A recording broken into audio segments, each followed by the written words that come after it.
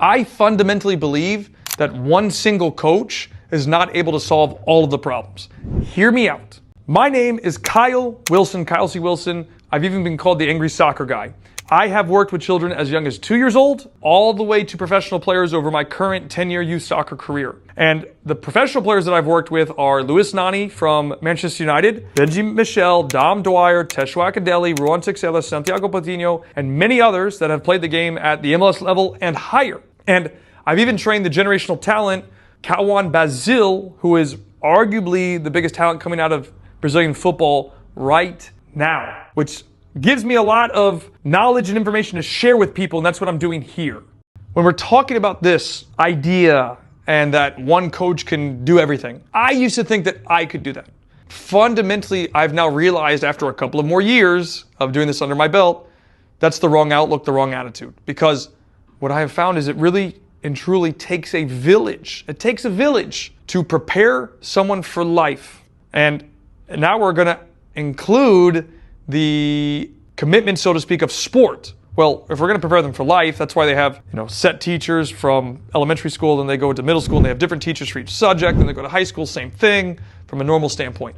So then you're talking about football. Well, it should be kind of the same thing. Maybe from, a couple of ages of, say, U6 to U10, you could have the same coach. But once they start getting to middle school, they should be changing coaches. So if you think about like a European or South American program that's elite or top level or pro academy, they're rotating coaches, like head coaches, every single year. Fresh ideas, new concepts, different types of training styles, whatever it is. But this way it puts the student athlete into different type of situations that can be uncomfortable because it's a new environment, new face, new everything. And so I think that same status point is very important when we're talking about developing top level players. And then you think about like a pro academy staff. And I'm talking about not even a first team, I'm talking about academy. So we played Orlando City Academy not too long ago, and they had 5 coaches on their bench. Now, obviously, it's a fully funded program. They have the resources to do so, but it's unrealistic to expect a single coach to be able to compete against 5 coaches at one game, right? More eyes, more thoughts, more processes that can come into play.